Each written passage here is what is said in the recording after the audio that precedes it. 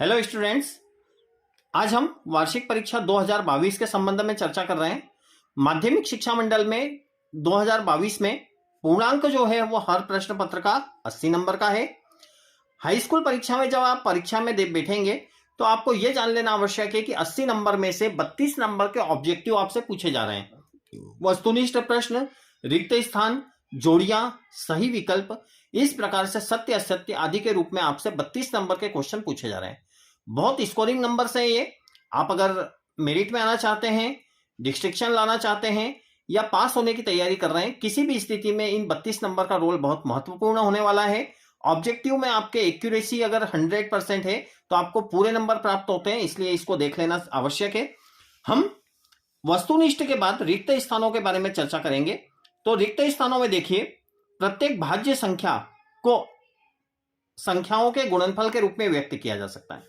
तो कोई भी जब भाज्य संख्या होती है तो उस भाज्य संख्या को अभाज्य संख्याओं के गुणनफल के रूप में व्यक्त किया जाता है। जैसे मान लीजिए हम पहला वाला कर रहे हैं तो इसका क्या आएगा, अभाज्य संख्याओं के गुणनफल। अभाज्य उदाहरण के माध्यम से समझ ले, जैसे एक भाज्य संख्या 15 है तो हम इसको जब गुणनखंड के रूप में व्यक्त करते हैं तो कैसे करते हैं, 3 पंजे 15, 3 गुणित 5, और ये दोनों संख्याएं कैसी है, अभाज्य है। ऐसे ही हम 6 को करेंगे तो क्या लिखेंगे, 2 तिया 6, यानी 6 भाज्य संख्या है, उसको हम किस रूप में व्यक्त कर रहे हैं, अभाज्य संख्याओं के गुणनफल के रूप में। तो यहां पर प्रत्येक भाज्य संख्याओं को अभाज्य संख्याओं के गुणनफल के रूप में व्यक्त किया जाता है। तो हमारा पहले का क्या आ जाएगा, अभाज्य। दूसरा, घात 2 के किसी बहुपद के अधिकतम शून्यक हो सकते हैं। अब घात 2 वाला बहुपद है, मान लीजिए उदाहरण ले लें हम, तो घात 2 वाले बहुपद के अधिकतम शून्यक जो होंगे वो कितने होंगे, 2। उदाहरण ले लेते हैं, मान लीजिए एक बहुपद है ax square plus bx plus c। यह बहुपद है, कितने घात वाला है, 2 घात वाला है। 2 घात वाला अगर बहुपद है तो 2 घात वाले बहुपद के शून्यकों की संख्या हमेशा कितनी होगी, 2। यह हमें जान लेना आवश्यक है।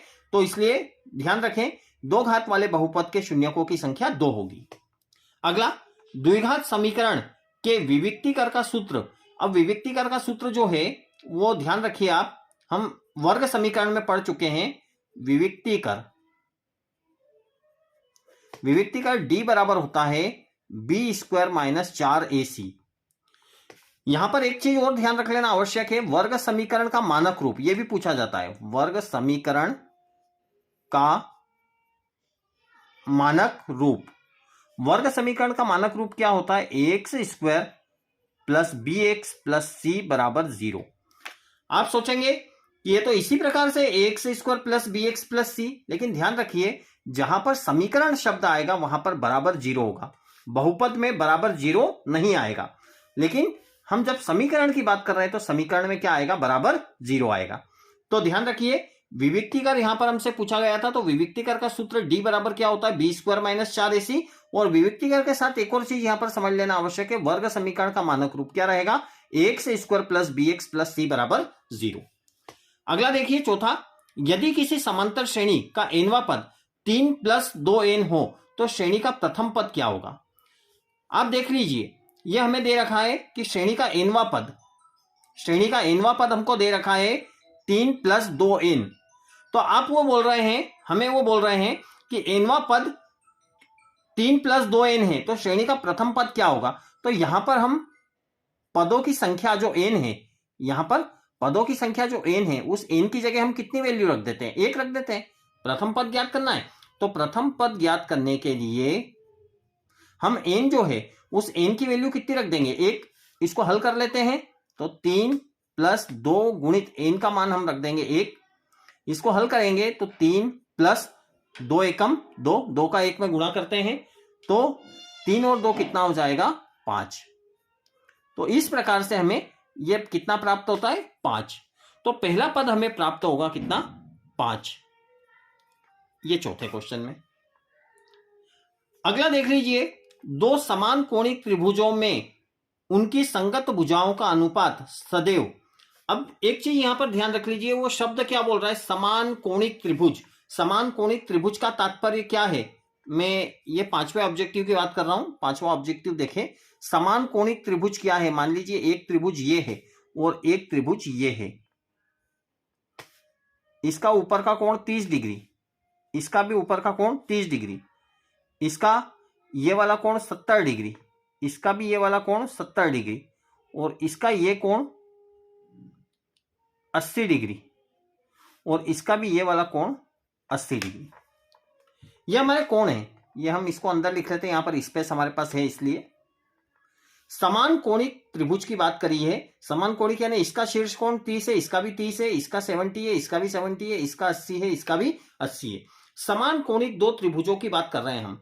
तो समान कोणिक त्रिभुजों में उनकी संगत भुजाओं का अनुपात सदैव, तो ध्यान रखिए जब दो त्रिभुज समान कोणिक होंगे तो वो कैसे होंगे? समरूप होंगे। वो कैसे होंगे? समरूप होंगे। और समरूप त्रिभुज की भुजाओं का अनुपात सदैव क्या होता है? या तो समान होता है या बराबर होता है। हम क्या लिखेंगे? समान या बराबर। दो समकोणिक त्रिभुजों की संगत भुजाओं का अनुपात सदैव बराबर होगा या समान होगा, यह आपको ध्यान रख लेना आवश्यक है। अगला देखिए, छठा ऑब्जेक्टिव हमारे पास आता है त्रिभुज का क्षेत्रफल। त्रिभुज के क्षेत्रफल की बात हो रही है। त्रिभुज का क्षेत्रफल आप लोग जानते हैं। त्रिभुज का क्षेत्रफल क्या होता है? 1/2 आधार गुणित शीर्षलंब, या इसको दूसरे रूप में हम पढ़ते हैं 1/2 आधार गुणित ऊंचाई। तो हमारा त्रिभुज का क्षेत्रफल क्या हो जाएगा? आधार गुणित शीर्षलंब उन्होंने दे रखा है, हमको क्या लिखना है? 1/2। तो त्रिभुज का क्षेत्रफल, यह हमारा छठा ऑब्जेक्टिव है।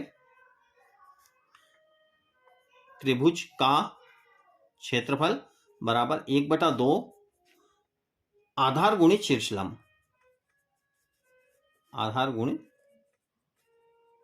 शीर्षलंब।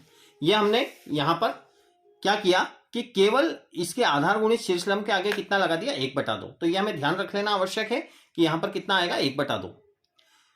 वृत्त के दो बिंदुओं पर प्रतिच्छेद करने वाली रेखा को क्या बोलते हैं? अब सातवां है हमारा, वृत्त को दो बिंदुओं पर प्रतिच्छेद करने वाली। देख लीजिए आप, ये वृत्त है, एक रेखा आ रही है, ये वृत्त को क्या कर रही है? दो बिंदुओं पर प्रतिच्छेद कर रही है। एक इस बिंदु पर प्रतिच्छेद करा है, एक इस बिंदु पर। इस तरह प्रतिच्छेद करने वाली रेखा को क्या बोलेंगे हम उसे कहेंगे प्रतिच्छेदी रेखा। तो इस तरह से हम देखते हैं कि हम इस रिक्त स्थानों को बहुत आसानी से हल कर पाते हैं। थोड़े से नियमों की और सूत्रों की जानकारी हमें होना चाहिए, और इन्हीं का हमें अभी अभ्यास करना है। रिवीजन का टाइम है, परीक्षा निकट है, आप रिवीजन अच्छे से करिए। ऑब्जेक्टिव पर ध्यान दीजिए, फॉर्मूलों पर ध्यान दीजिए, छोटे छोटे कॉन्सेप्ट पर ध्यान दीजिए। ऑब्जेक्टिव आपके ठीक होंगे, 32 नंबर का स्कोर होगा आपका, और ये 32 नंबर आपके हर चीज में, पास होने में, परसेंटेज बनाने में, या मेरिट आदि में, सभी में इसका इंपॉर्टेंट रोल रहने वाला है। तो गुड लक स्टूडेंट्स, बहुत अच्छे से तैयारी करिए, बहुत अच्छे अंक प्राप्त करिए। धन्यवाद।